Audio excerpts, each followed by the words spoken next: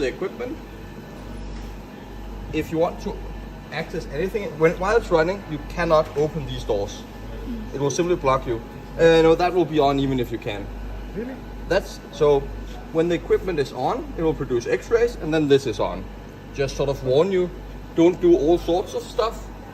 But it has a shutter in front of the X-ray tube, so that at the exit of the X-rays, they are all blocked right now. So as soon as you close the door, the X-rays are on? No, the X-rays are all still on, but there is a shutter that you can sort of remove, and it will be removed when it's measuring. Okay. So right here you can see that it says measuring, and there's no light underneath. All of these have such a light. Okay. So you can see that it's not measuring right now. That means that then the shutter is in front of the X-rays, and there should be no X-rays inside the chamber. There's only X-rays in the source there. Okay. So then it's safe to open the doors, but you have to press this first. Unlock doors. Because if you just try and pull the doors, there are some interlocks in here that you will actually ruin a little bit, and that's really annoying because then it might stop during your experiments. So it's sort of every time you have to open the doors, you press here, and then it says this, like there's a valve or some pressure that's sort of released somewhere, and that indicates that you have actually unlocked the doors, and then you can open them.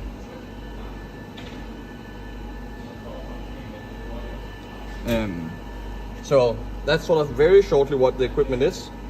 But the idea is that this is sort of a commercial system. It's not something we've built ourselves. So it really tries to be idiot proof, and you should not be able to damage yourself.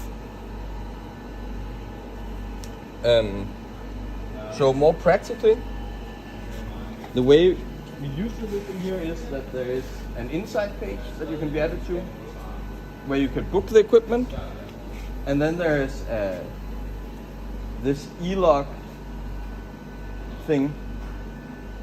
I suggest you write down you can also look at it when you're here, but every time you do a measurement, I really encourage you to write in here, because that means that you can write down what you did, but also for the next person, if you observe some kind of error, you can see I changed the optics here.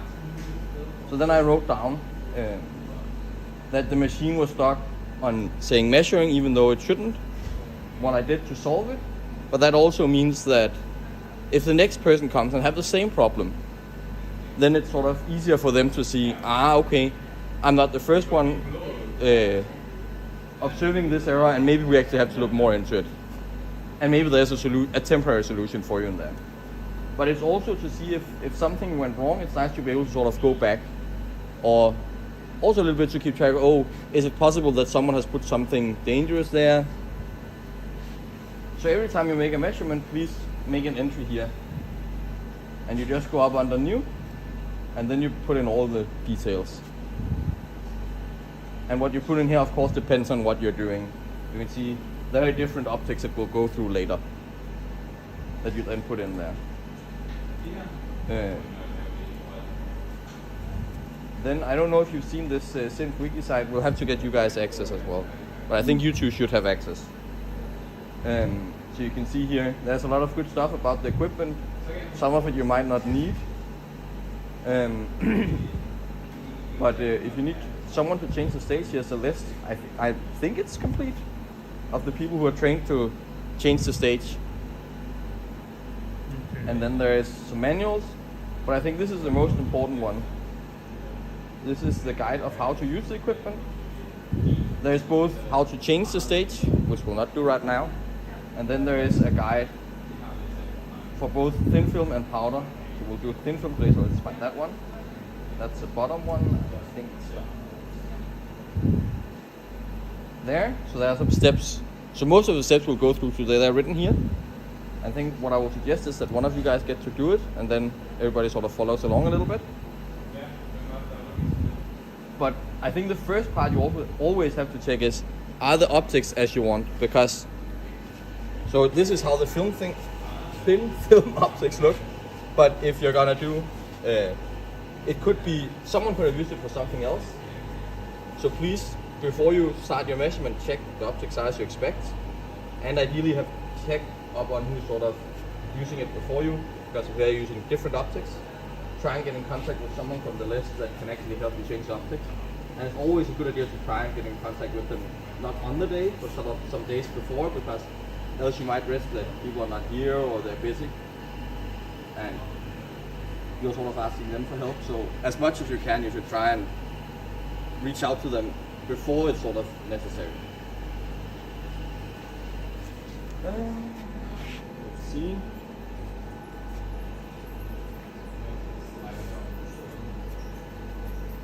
Yeah, what should we do next?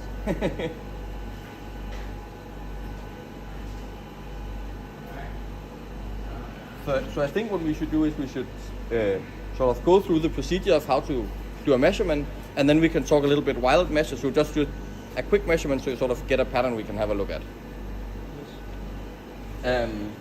So the first thing you do is you check that the optics are correct. So you need the detector. Then there's a beam collimator there. Then there is a mirror, which ensures that your X-rays comes in at exactly the angle you expect, which for thin films are very important. Because, well, it's because you can have the X-rays going along the surface that you ensure surface sensitivity. So they should look like this, and then there are a bunch of small gadgets in there as well, and some here. So for powder it looks a little bit different, but for thin films normally we place sort of all the gadgets you need are either here or inside. So there are two sets, and we'll go through them later. But the idea is that you go in and then you look, and then maybe someone has been using the machine before, so maybe there's a sample in there. So just 2 seconds, I just want to see that there's no errors. It's also always good to open this program. This is how you control the equipment. So you go in here and you have a look. There's nothing weird happening. That's interesting. So I've had a measurement running overnight. Maybe there's an error message here. If that's the case, then it's good to have a look at that, and please take a screenshot of it and put it in the e-log if there's an error message, because then we can go back. But assuming that there's no error messages, then you have to check if there's a sample. So in this case, I've used the machine before, so I've had a sample here, but it could be someone else who have sort of left a sample there. It's always good to contact whoever has used it before, but they should have written in the e-log, so it should be quite easy to know who. But in this case, it's my sample. Fine. I know it's not, in principle, it shouldn't be dangerous, because all of this is done by sort of smashing metal into the surface, so it should be all stuck there.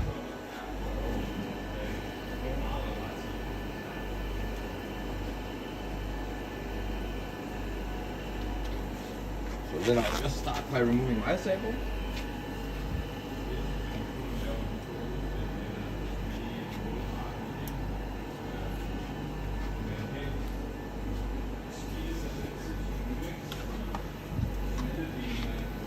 Okay, and let's see. So now we come to sort of the smaller parts of the optics, which is what I would do next. Is I would have a look here. So this part is sort of the divergence slit. That you should not change, but we need to change it for, or we'll have to change it, but it doesn't depend on your sample. So there's no choice to be made there. There are two sets of divergence slits. There is this one, which says FM first, because it's a fixed mirror or fixed mask. So that's the 1/8. That's not what we start for using. We always start with this one, the 132 degree slit. What's the difference? The difference is how far there is between these two bars. Oh, okay. But that sort of limits how large a spread of angles you'll get.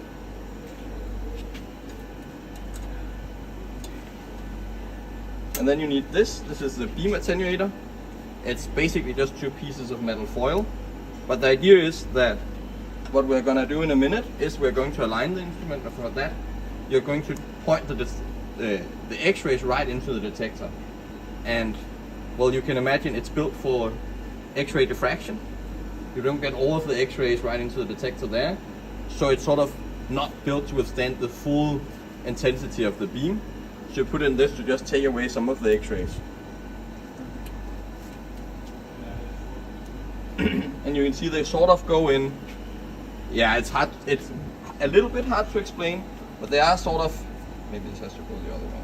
But there are sort of like some clicks that you can feel. Maybe you can all have a try. Just have a feel of how it feels if you pull it out a little bit and then put it back in. Looks very tight. Yeah, it is a little bit hard. Oh. Okay, maybe try now and push it in.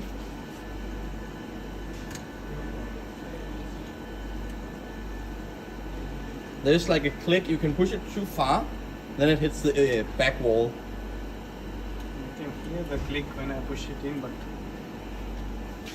taking out is a bit hard. Yeah, that's why I put this wire here, because then you can grab that. But it is a bit hard. Yeah. But you can sort of push it too far and then you can get it to that place there. And then this one, I think there are 2 clicks. So you take it from the outside, then it says click there, but you have to get it in there where it clicks again. And that can also be pushed in further. I think you should all have a go just to have a feel of where sort of to place it. Because I think it's something it's hard to sort of learn without doing it yourself. Oh.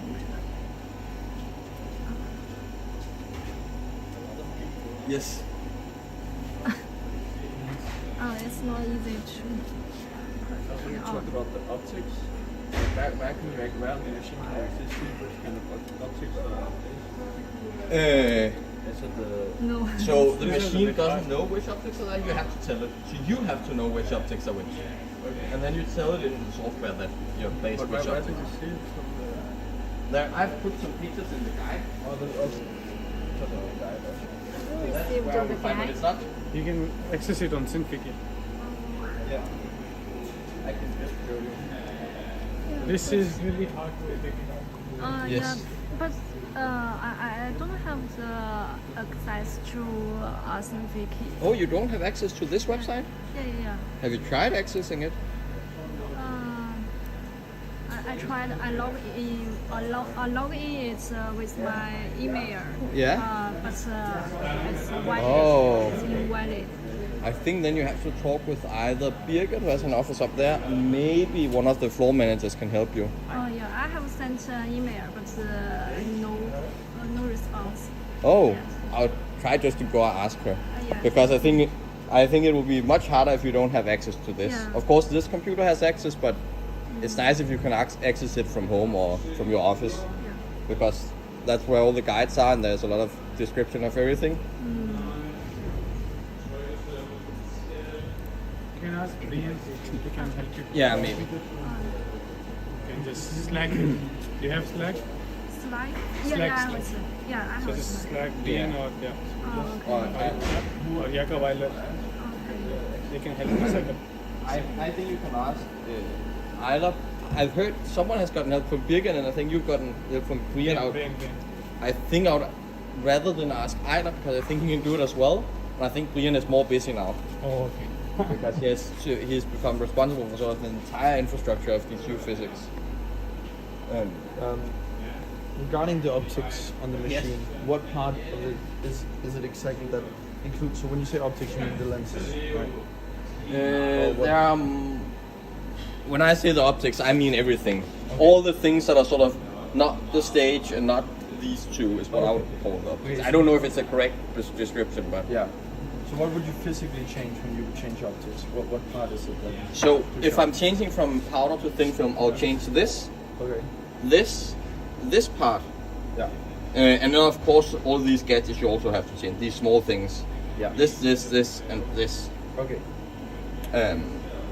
So that's all the things that will differ between the two. Oh, so this is like this slides out. That one slides out. This one is much easier. Yeah. So you don't grab like a full part of the machine and take off. That's just what I thought you meant. I do. Okay.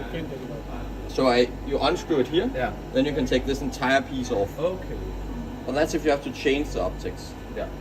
Only time we need to change the optics is if we are doing thin films or we are doing powder, right? Yes. Yeah. Or is there any third way? So there are a lot of sort of more specialized measurements, but I think I think I've only heard of me and Marcia doing something. Maybe Rasmus is as well, but most people are just doing sort of full thin film optics that look like this, or they're doing powder that look, all of them are different, even this one. Then you put it in that stage. Also, it's all lying here on the ground. No, some of it is here, and then some of it is in that cupboard over there. Okay. But I think now it's in thin film mode, so I don't think we'll go over that today. Yeah. Maybe if you want to learn how to change, then we can do it next week when I have another one who wants to do powder, and I think we will probably be in at least some mixed state. Maybe, depending on what Marcia is doing. Yeah. So is Filippo able to change the optics? No, not yet at least. Because we have to do thin film and it's powder what we have to use. We Yes. have content point of view. Yes, I think maybe now that Filippo has so many students who are doing XRD, I'll have to train him so that he can change the optics for you. That's actually a good idea. I should get a hold of Filippo. He's in that. Yeah, but I'll not do it now. Okay. But I think, have you all had a feel of sort of how they sit? Then there's this part, which is the mask. It's very basic, but it's all these details you have to know to get the signal to be correct. So here you're just sort of choosing the width of the beam. So that depends on your sample. So let's have a look how we're using your sample. So is all of this area coated equally?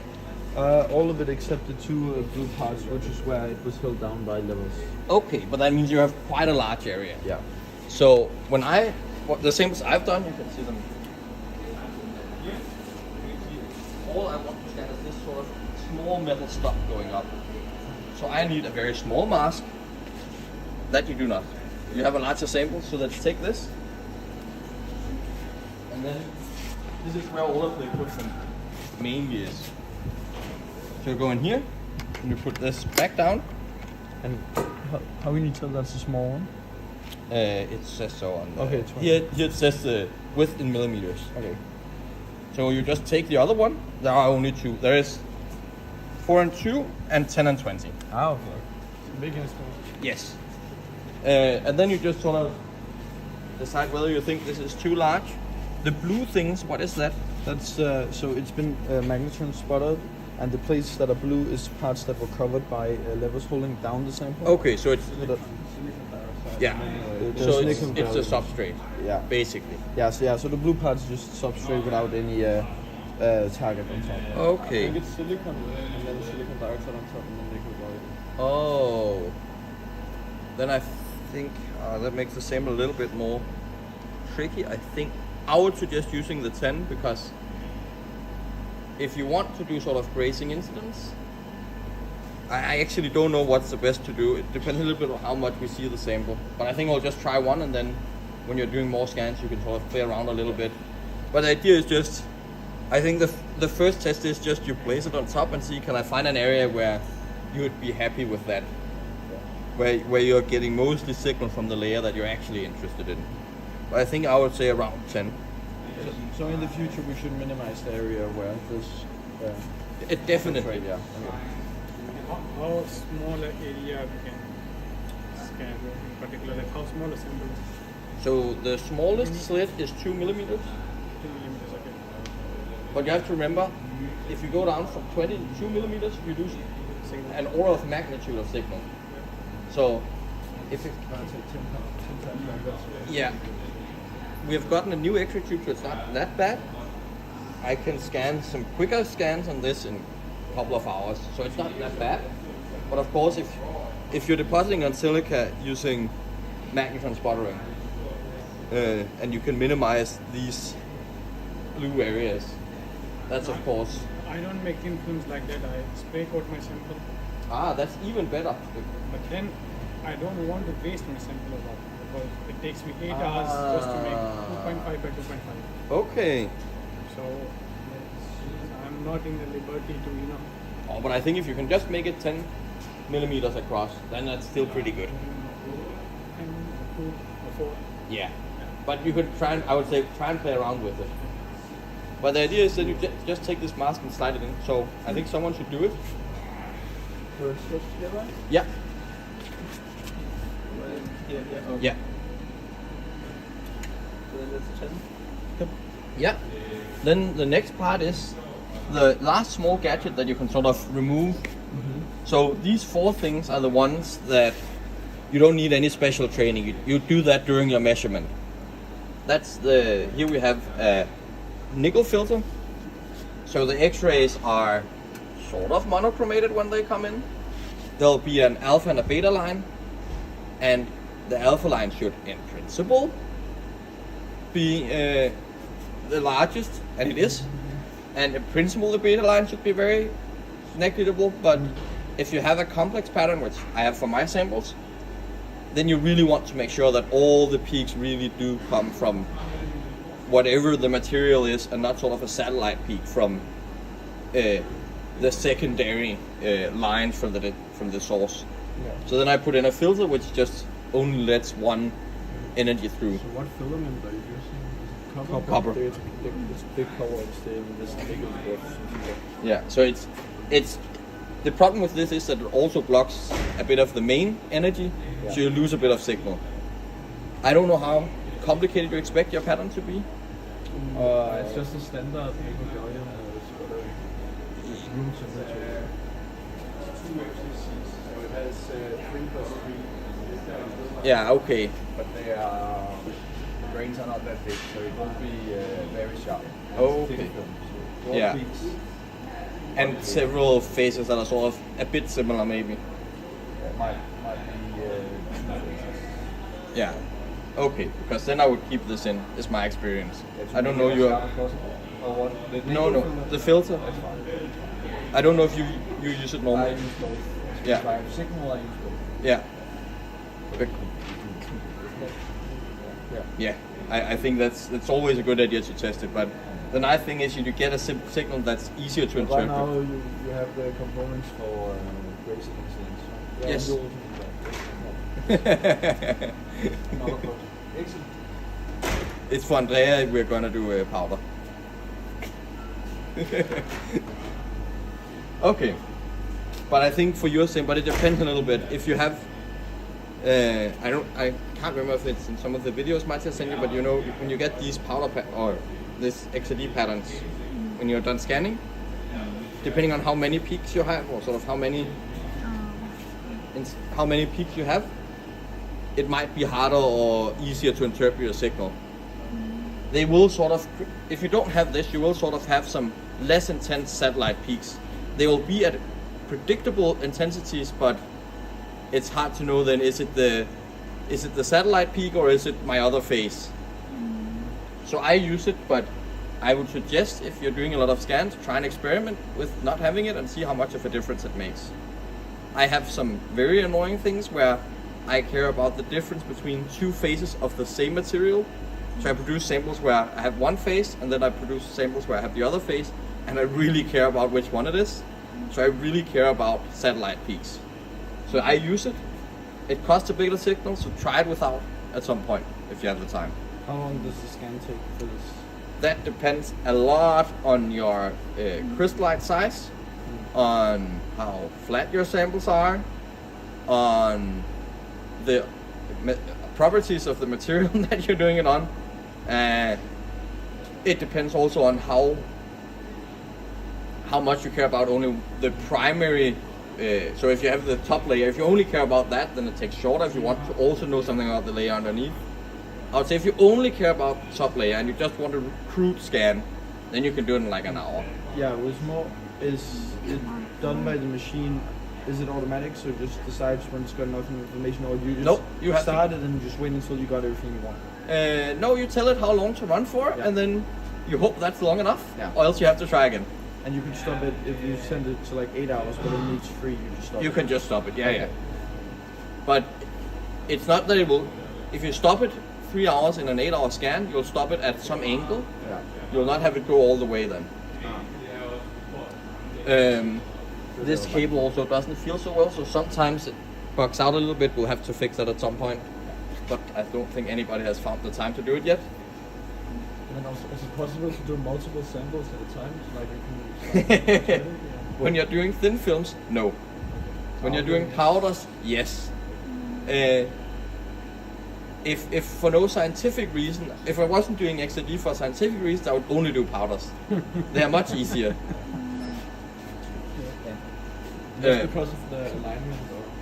It's because of the alignment, because you need, so you have the detector and the emitter, and you want to make sure that their sort of zero angle and their sort of plane is aligned with the top of your sample. For thin films, that might be slightly skewed one direction depending on how you put it on this stage. The good thing about powders is you just stamp it, so you kind of ensure and you don't care as much. Also for powders, you're anyways probing the bulk a bit more, so you don't care as much about the angle. So you do powder in Bragman amount. I've done only very few powders actually, but yes, then I do them in Bragman. For that, you're not as sensitive, so there you can sort of have a standard calibration of the machine and you just use that for all your samples. That means that the machine can put in samples. But that's actually the first thing we'll do soon, is that we'll actually start aligning. Now we're actually getting to what's written in the guide, because all of this is sort of, once you have to do it, you have to understand your sample and decide that, but this guide is more written for like a checklist when you're going through. The first part is the one we just did now. Make sure that the optics are in thin film mode and make sure that they are as you want them to be. Yeah. That's a good idea.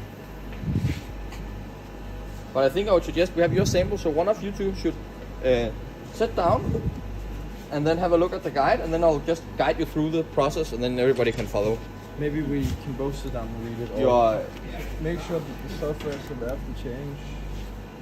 So why do we check if the software knows it? So that's what we come to. So that's why I say you don't have to necessarily read it, but I'll sort of show you. Now we're going to this step. Yeah. So you can see here, there are 3 tabs where you can see what optics and everything the software thinks are there. It has no way of detecting what is actually there, so you have to tell it everything. Okay. So when I used it, I told it what I use. But if you changed anything like the mask, you'd have to change it here. So for like as a little bit of a help, we've taken some screenshots of how it could look. But if you, of course, you have changed the mask, so maybe I use 4 instead of 10 here. Yeah. So what I will just do is I will go here, then I'll just look through it, see that this roughly corresponds, that this is the same as this. Yep. This part you don't care about right now. And the text also says you don't care about the current. If it's 20 milliamps, that means that it's standby. That's fine as well. That's how you should leave the equipment. And then this usually is not. When we have the doors open, the shutter should be closed. This is more where you have to pay a bit of attention, because this is where the optics are. So first you start by checking the prefix module, because that changes everything else. That should really be in the right mode, because it should be in thin film mode, and then this is what you change when you change the optics. That's the prefix modules. This is the prefix module. This is another one.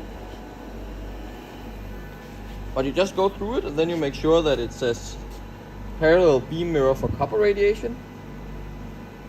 So then you should put in the beam attenuator like we did, so we tell the software.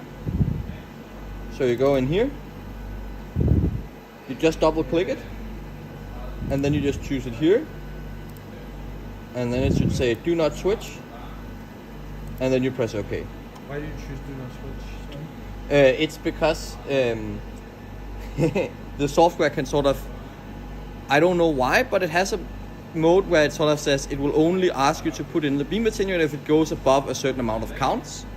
Well, that means that you physically have to open everything to put it in and take it out. That means that your scan will sort of stop halfway through, and then you have to check it. This is 4 for 0.2. Yes? You are putting, right? Yes, 0.2 and nickel 0.2. Oh, It's 2 films. So it's both of them. Just Yeah, it's just one with 2 foils of one of each. so So the one is on the right side and the other one is on the left side. So this is an attenuator, the other is a filter. Okay. I just didn't see a filter. No, that anywhere comes there. later. Okay, that's fine. So this is incident beam optics, that's on the left side. Okay, for diffraction beam optics. Yeah. And then the software will tell you, please actually make sure that you've physically done what you're telling me you've done. Now, do you put it this way or this way? It's really confusing. Yes, I'm actually not sure, but I found that only one way it sort of clicks, so that's the only way you know where it's sort of You put correctly the placed. side towards this way, you put it in. Yeah, That was but it's not like I feel like there's a good explanation of why it has to go in that way. It was a little bit too far. If you can sort of easily pull it out, then it's too far. As you can see, if you put it in where you have to try and pull it a little bit. You can see it was quite easy to pull to this point, and now it's much harder. Yeah, no, it's much harder. So we keep it at this position. Yes. I can tell you if you put it in too far, I've had someone else do it, then you get zero signal. Signals, okay. Because then you don't have a copper nickel, Just have a very thin foil. Then you have a, I guess, stainless steel attenuator that's very thick. this thick. The X-rays doesn't go through that. But it has no way of knowing, so you always have to sort of check yourself whether the changes you made make sense. And then the mask is wrong as well. Yes. So I think you should try and change that. Just double click, right? Yeah. And then we have 10 Yeah. millimeter. And this is this always Yeah, that you just leave. okay, and apply or okay. You can do both. Yeah. And I don't know if the slit. Yes. I don't know the slit. That Which we one we changed as use. well. We used the 31, 32 degrees. So 132. Yeah. Can you tell me again why we changed slit? I'm actually not. I think it's just to limit. When you're aligning it, you anyways have way too many X-rays. So you are fine with just sort of discarding a lot of them. So why not make the beam as sort of narrow as possible, as close to what you will have. If you take a theory course, they'll just sort of assume that you have a nice one angle beam coming in. But in practice, you can't have that. Yeah. But we can get a little But closer. the distance between the mask and the slit towards the sample the same because it says so here. It says 140. I'm actually not 100% sure what that number signifies. Okay. But I think you can look into it if you want. But Just never change it or yeah, I've just never changed it. okay. I think it has something to do with if you change this. I think it's because if you change this module, then maybe the distances are different. But I'll admit I'm not 100% sure. It's a little bit of this. I'll look into it if I need to change it. It's just basically because our slim Yeah. is way long. Yeah. way long. So I don't think it's the distance from the mask and the slit. I think it's some other distance. And maybe you can find in the manual what it is. Okay. If you find something interesting about it, you're welcome to. It would be nice to know, but I just haven't looked into it because it works if you do it like this. Okay. I'm not even 100% sure. There are a lot of these values that I don't entirely. This software is not very transparent in what it does. It is a commercial software after all, Yeah. and you could sit down and try and understand everything, but that will probably take a bit of time. So for now, I've just left it as like, okay, this seems to work okay. So that was the incident optics. Then you go to the diffracted beam optics, and then you can tell me if you see something that's wrong. So I'm guessing optics number 1. That means it's a filter optic, film optic. Sorry. Diffracted is this one. And then it's 2. Then the powder optics or No, I don't Okay. think so. I actually don't know. The only thing is you put nickel as a filter. Yes, but that was already there. Yeah. So we have large beta filter nickel here. Yeah, that's the filter we put in. Okay. That's the line that you change if you remove the filter. Yeah. So I don't think you need anything else.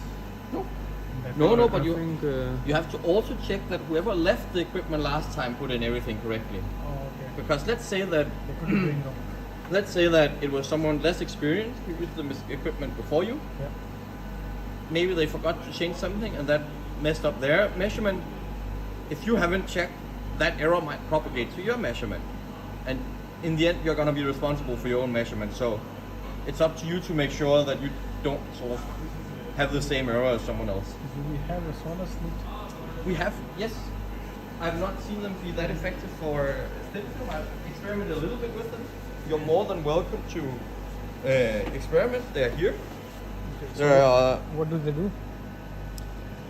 In principle, they do a little bit the same as the collimator. That's also why I suspect that they are not doing that much, but they're doing it sort of the opposite direction. Because you have a lot of these small lamellae, Yeah. and what they're just doing is that you have two plates. That means that X-rays can only go through them if they're sort of parallel with the plates. That means that if you have stray X-rays coming, if you have the detector here and you have your sample here, one angle from the sample to the detector matches. But if you have something coming from the state, in principle, you can have sort of a different angle and then match. But that will have a different path and will not go through these lamella. Wouldn't that be better than to use? Otherwise, you would have a. In principle, they will always make your signal nicer. Yeah. But some of the X-rays will hit this part, the front of them, and you will lose signal. So all of this is a matter of trading off. You want to lose a signal, or you want a better peak.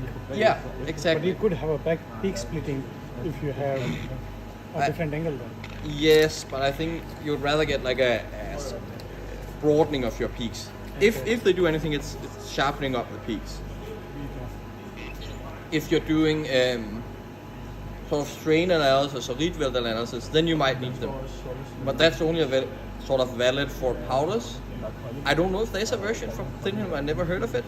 So that's also why we don't use it. Because normally when you do thin film, you're not looking for the exact strain and everything. You're just looking for the faces.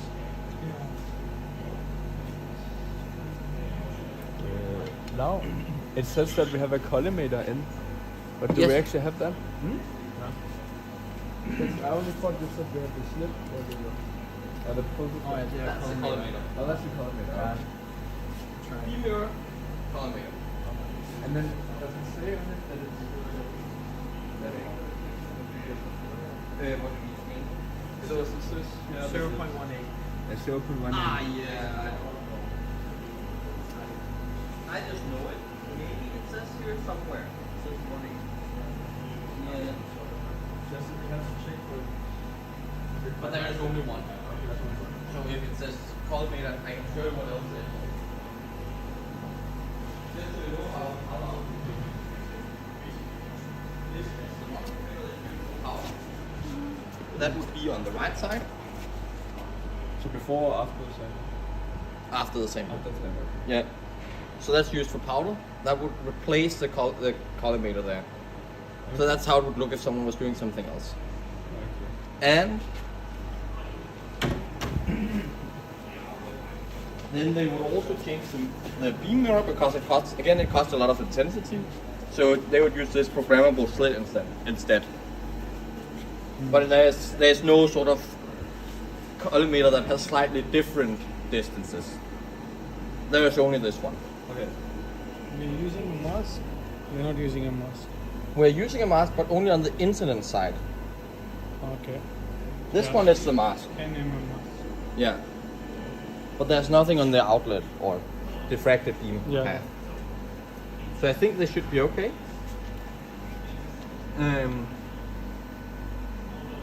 So now we've done this, we've made sure that the software is aware of the change. Then we can start doing all the actual things. So the first step is that you have to put your sample in. We need gloves for that. Right? Depends on your sample. yeah, we use gloves. You don't have to use gloves for your sample. I guess it's. It depends on you know this. You should know the safety precautions for your sample. Because it's nickel. Nickel and Probably a good idea. Yes. No, it's probably the best idea if it is nickel. Yeah. But I think any alloy is good to use. So I would always use gloves, but that's sort of up to you guys. Also, If you to have avoid metals, you contamination. should always use. Yes, exactly. But let's say that you are making an iron sample that you didn't care about afterwards. Then in principle, it shouldn't be dangerous to touch it with your hand. Yeah, true. Oh, this is more for smearing of oil from the hand. Yes. That's all. And protecting your hands a bit. Oh yeah, of course, if you have something toxic.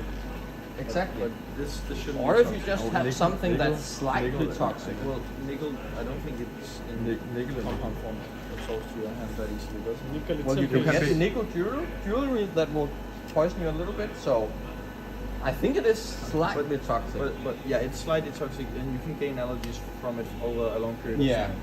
So if you have a nickel allergy, then you should wear gloves at least. And you can develop it by.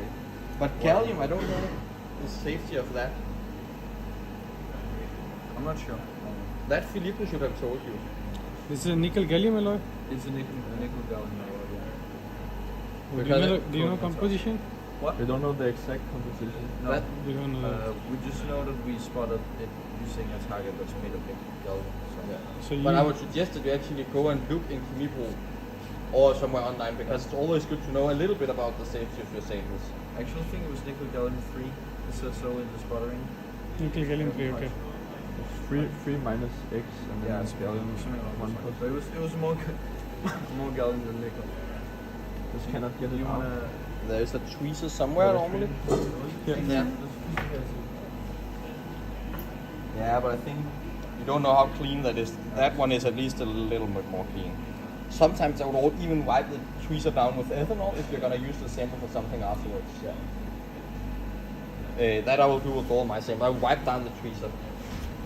Unless I know that I'm about to clean the sample So away. positioning of this has Yes. to be placed somewhere specific so it doesn't Yes. reach the blue. Actually, triangle. before we do that, and this is normally not the case because normally people haven't rotated the stage a little bit. But it becomes slightly easier if you just rotate the stage. But this is very uncommon. This is me doing weird things. Okay. So there's this phi angle. So if we set that to 0, and then I press OK, but then when I press OK, try and have a look in there what it does.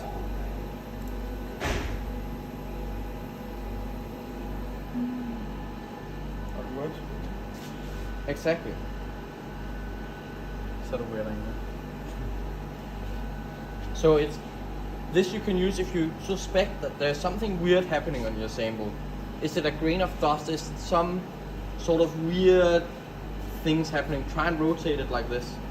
We had a weird peak that we don't understand, so we just try to rotate it to make sure that it has something to do with the sample. Yeah.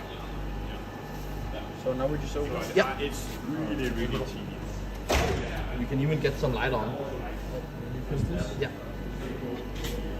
And then the doors, you have to sort of take them, and then you sort of pull them out in like a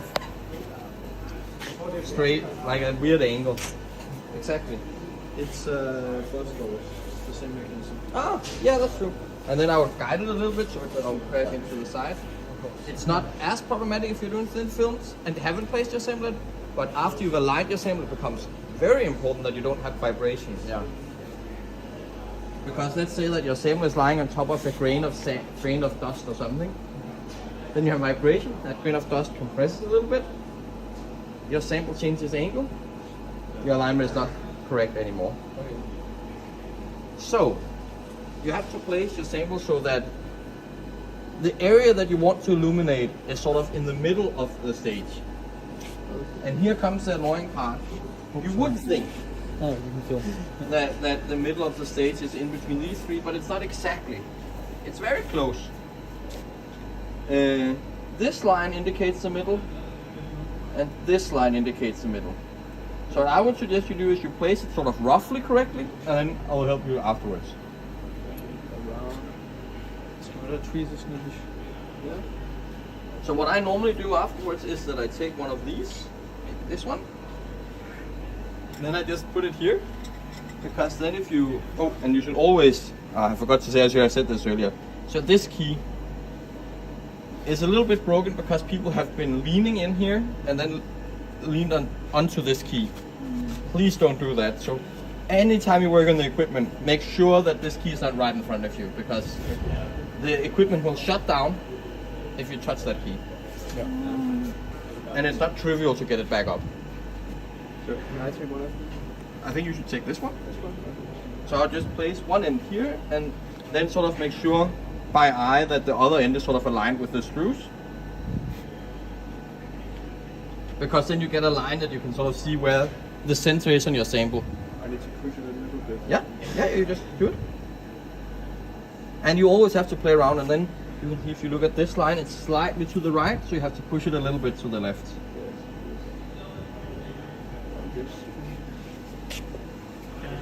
Yes. Should I take from the front? Does it look right? No, this is okay. Just scan the, now that we place it like that, just scan the whole sample. Just only the 10 by 10 part. 10, not 10 by 10. Or just this part? 10 millimeters in width. The height has something to do with the vertical slit, and I'm actually not 100% sure how to convert it from No, I just want to look at how large this size is. But I think it says on the menus, you can look it up if you care. Yeah. There's a small part of it that's covered, that's not covered. So maybe we would want to move it a bit further that way so we ensure, oh, it's fine now. Yeah. We just push it. So, but I just take this and then place it across, and then you can sort of try and move it until you think it's good. Is that also in the guide to know like where to the middle is? But maybe that should be in the guide. And note it. But if you follow the circles instead of the other part, you can clearly see what the middle is. Yes. So I don't think it's that trivial. No, but I'll actually just take a picture because I think what also always happens with these kind of things that you get shown, I'll tell you, you just have to do this, and then it feels a little bit trivial, and then you sit there and yourself, and then you're like, was it like this or was it like this? The center of the circles. Yeah. The circles are correct. It's just the other things that are not necessary. If we, for example, use the smaller one, then we just have to do it even more precisely. Exactly. As well as the Or if you have a smaller sample, as well as yeah. it's sort of, you don't want the beam to go beside your It sample. might actually be quite smart if you take a picture from above, and then you can look at the picture if it's perfectly aligned. Yeah, you could try. It's easier to look at that angle. It's up to you how you do it. But You could have installed some sort of laser that shows the yes, point. I think that would be nice if someone convinced someone to pay the money for the laser. I'm actually considered. It can be a laser point and you can screw it into Yeah. But you can actually get a camera that's up there, and then you can get a stage that can move like this, and then you can actually just sit in software and look through the camera and move the stage. That would be smart. But it costs a bit of money, and it takes some time to install. But you're welcome to convince someone and spend the time installing it. We'll do our best. So now comes the actual part of. Until now we've just sort of understood what's there and then placed our sample. So we do not need to put anything that like it can move, the sample can move while measurements. It won't happen, right? No, I don't. I think so. I have these weird sample holders that I like to keep my sample inside because it's we have to put some glue and everything. So I like to put it in this, and then I have found something to put it on top of, and then that thing can slide a little bit. But normally it's not a big problem. But if you find it's a problem, then you have to find some way to stick it. Can I put like a Captain tape or something on the edges? I would say try and find something that doesn't leave a residue on the stage. I use carbon tape Carbon tape. because that sort of carbon is easy to clean off. Just take a little bit of ethanol, and it's Captain is also easy to clean off. yeah, probably. Yeah. All you have to make sure is that you can leave the stage clean when you're done. So now we've done a lot of the things that are sort of understanding everything, and now we can sort of a little bit more just follow the guide. To clear the sample offsets, So first you take the first step. lines, and Yes. So set the voltage and current to 45 kilovolts and 40 milliamps with a step of 5. So you double click it? then this should be 40. No, it should be 40, but you have to do it in steps of 5. So 25, and then Yes. okay, and then I'd go again. Yeah, then you just press apply, then you don't close the thing. And you can see it will change here So you change it, give it a couple of seconds to adjust, and then change it again. Oh, it's like that, I see. Yeah. And why does it need to be done like that? I think it's because if you ramp up the current too fast, you can have arcing. Okay. Because we had to do something similar with the sputtering, Yeah. where you had to ramp it up due to... I forgot why it was, but we had to ramp it up too. Yeah. I think a lot of these things is also they sort of counterbalance. There you can draw a lot of current if you Yeah. suddenly increase the voltage. Yeah. I remember what it was. You could charge the target or your substrate if you did it too Yeah. fast. You would So charge I think here what you're trying to protect is the copper inside the Yeah. tube. If you just sort of ramp it up too fast, I would be afraid that there's sort of arcing or something. Yeah. Optics for a long Remember, you're working with 45 kilovolts. That's an incredibly high So we have installed voltage these. difference. Yeah, we have this one, the later Have one. all sorts of You weird can go into behavior the with that. incident beam optics. 3.1. So we have. So we this have- is again, this is some of the things I did while I showed you the small gadgets that we're changing. That's exactly this. So we already put it. So that you have already done, but it's nice to take a time just see that it's also in there. Yeah, so it should be alright. Sorry, this is Yeah, right. we have done all this. Just see. I'm just gonna zoom out a little bit so you can see everything. Yeah. Clear Well, the all- first thing we have is to do is 3-3. Yeah, 3.3. User settings clear also offset. Oh, where's user setting? So you go under user settings, sample offsets, Yeah. Shadow offsets. and clear all offsets. And OK. And you have to give it a little bit of time. It says it's positioning the equipment. I don't think it moves. Oh. 0. Vil det være et kæmpe problem, hvis vi ikke toilettet i hullet? Nej, skal vi lige have en lille pause? Nej, men det var mere, om der var noget misset, hvis det bare vi gik gennem guiden linje for linje. Ja, men jeg tror, det er meget godt at se. Altså, guiden er skrevet til, at du kan... altså, den er en hjælpestor. Du skal vide, hvad du laver. Så... Ja, okay. So chaser. Det tager lidt tid. And it's all should be zero, okay. Jeg vil da bare det fint. So all of them should be zero? No, but we could take a small time. Yeah, I think. So, So, Loud, should we put everything 0 here? Yes, but I think maybe we should just take a small toilet break if someone needs to go to the toilet. I can get my coffee. Exactly. So let's just take like a 5-minute break or something like that. So this data collector says So if you, yeah, so just wait a little bit, then we'll take it when everyone is back. Yeah.